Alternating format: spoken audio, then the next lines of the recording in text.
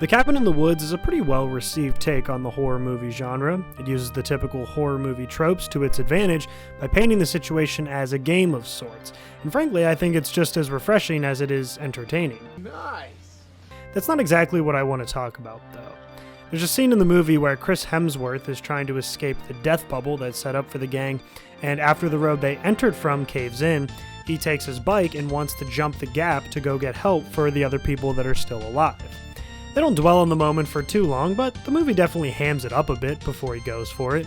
He takes off and slams into the electric wall and falls into a huge abyss, never to be seen again. It's a cool scene, and I think it punctuates how dire and hopeless of a position the last three surviving people are in, but there's a key wrinkle. Earlier in the movie, when they first cross through the mountain tunnel, the movie shows a CGI bird flying into the same wall, basically to show that the group is stuck there, and to add a little extra animosity and context to the whole situation. However, if you remember the bird flying into the wall originally, it takes some of the luster out of the motorcycle scene. Okay guys, that's it. Let's go. We got a job to do. Or at least that's how I did feel about it, but after thinking about it more, it kinda makes sense. Let's talk about it. The idea of the motorcycle scene is perfectly fine, so if the filmmakers wanted to incorporate it into the final movie, they had two options of doing so. Let Hemsworth simply do it unfounded and hit the wall, or provide some sort of context or foreshadowing so that it's not so out of the blue. In this case, it was the bird that did that. By the way, his character's name is Kurt, which I definitely did not have to look up on IMDb, but I'm just going to keep calling him Hemsworth. Anyway, let's begin with the second option, the one with the earlier scene, since that's what they actually went with for the movie.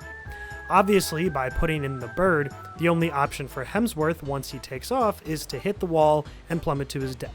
Well, that's how it works. So this puts the emotional outcome on the viewer's memory.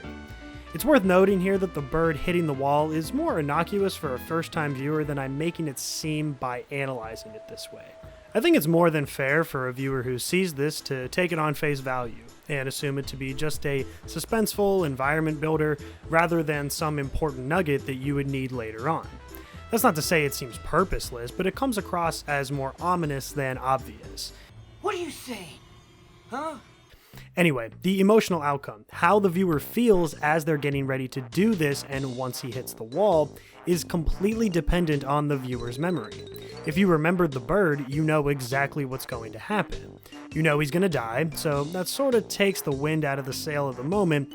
That's the whole reason I thought this topic was interesting in the first place. At the same time, it makes complete sense to the plot. The idea of the wall being there lines up with the whole idea that everything that is happening to them is being manipulated so that they'll die, and it's logically consistent with what we saw from earlier. You will come to see things my way. Also, I can't lie, it's pretty damn funny knowing that he's going to smack right into the wall, and we just kind of get to watch the bad news unfold in front of everybody.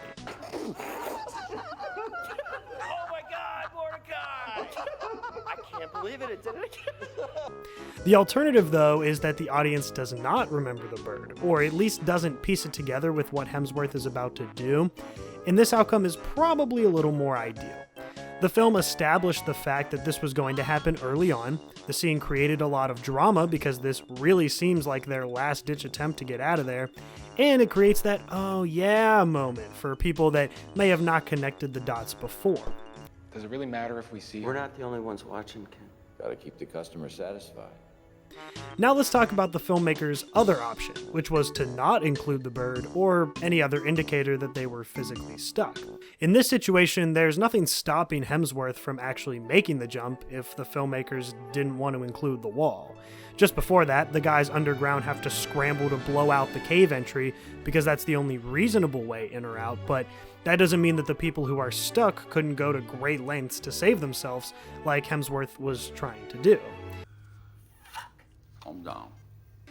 Technically, if that was the case, Hemsworth could actually cross the gap and make it to the other side, at which point he could have tried to get help or maybe ended up dying in a different way or what have you. The problem with that is the movie makes it pretty clear that when people are safe from the scenario, they're safe. That's why every country in the world makes a sacrifice attempt, because some are inevitably going to fail. そして今キコの魂はこのカエルの中で幸せに生き続けていく。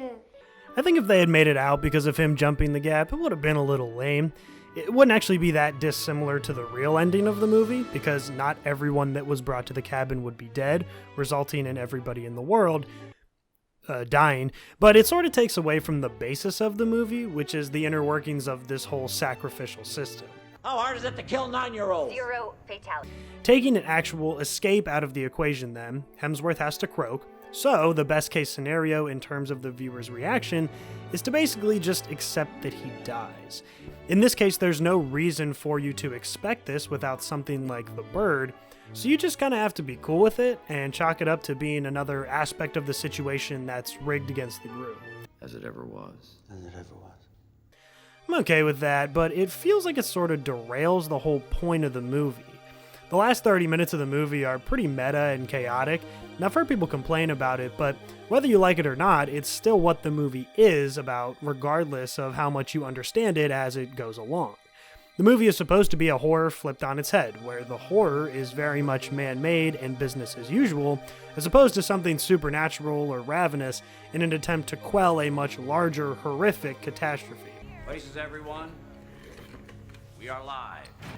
At the end of the movie, it boils down to being another trolley dilemma, where the people trying to kill the cabin vacationers are doing so because if they don't, the world is not going to exist anymore.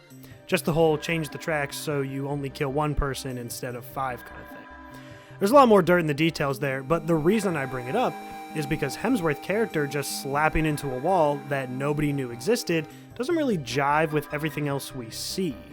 The characters have a choice of what monster they release in the beginning, and the control room workers make it a point to even say that they can't just directly kill the cabin dwellers. There's obviously a lot of manipulation to make this happen, but it's all very deliberate, like when they pump the gas into the house to force everyone to split up. Crashing into a wall without any background that it could even be there isn't so much deliberate as much as it is convenient. That's not okay.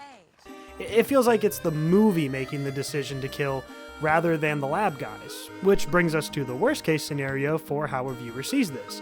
That would be the viewer realizing how much of a complete Deus Ex Machina this is, because there is literally no reason this should happen other than to further the plot.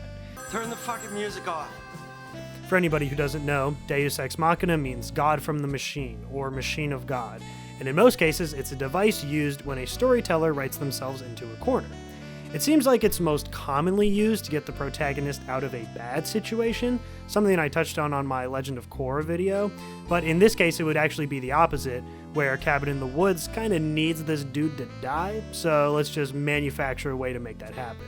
More than anything, I just want this moment to end. Really, the only way to get out of this without the bird would be to hang a lampshade on it, which is another device that basically is a line of dialogue or sign or something that lets the audience know the people who made the movie are kind of in on the joke. A perfect example of this is from Austin Powers. Wait a tick. Basil, if I travel back to 1969 and I was frozen in 1967, presumably I could go visit my frozen self. But if I'm still frozen in 1967, how could I have been unthawed in the 90s and traveled back to, oh no, I've gone cross-eyed? Now, I know a lot of you movie people out there are probably saying, hey, buddy, I don't know if you forgot this, but the whole movie is a lampshade hang. Okay, I swear to fucking God somebody is talking. And you're correct, but it's a little bit different. In the Austin Powers example, that's a nod from the filmmakers to the audience via the movie. The lampshade in Cabin in the Woods is from the lab people to the audience via the cabin people. Are you even listening to me? As far as all of these guys know, they're basically just living a real-life horror movie situation until the very end when they find out it's a whole operation. It's the people from the control room that key the audience in on what's going on, so there are actually two very separate groups of people in the film, and one of them hangs the lampshade for the audience. That's what I have to say. If the movie was to hang a lampshade on Hemsworth hitting the electric gravity slide with no context, Kristen Connolly would have to say something like, "Why did that just happen?" And then Jesse Williams would have said something like, "Well, considering everything that's happened, I guess we should have known it wasn't going to work," or, something like that. But that would be the filmmakers hanging it directly for the audience, because the lab guys are completely removed from the wall, except for the fact that it's part of the whole operation to begin with, but they don't make mention of it. It would just be an awfully lazy way to write the scene, considering the entire movie does such a good job of meta lampshading the plot itself. Congratulations, go to maintenance. Okay, so now we have 4 total viewer reactions. If there's no bird, best case scenario is an alright, and worst case is Fuck you. Fuck you, fuck you, fuck you, fuck you, fuck you. if there is a bird, worst case scenario is okay, and best case scenario is bingo. It's pretty obvious which one I like the most, which is ironic because when I originally posed this question, I thought the opposite. Do I lose points if I tell you I'm having a pretty nice time? I think the natural inclination when you analyze a scene like this is to want the element of surprise. If you know what's going to happen in a movie or a show or a book, it can lose some suspense. But I think pulling off the sudden twist, either in an individual scene or the overall plot, is so precise. And when you mess it up, it's more of a letdown than just going with the logical, or at least more reasonable, conclusion. Instead of trying to play a trick on the audience, the filmmakers are guiding the viewers through a story. It feels just as calculated as the rest of the movie, and I can appreciate that restraint and care. So strange. I'm actually rooting for this girl. She's got so much heart. Think of all the pain and the... Tequila is my lady! My lady! Come on in, guys. Come on in, come on in. You're welcome.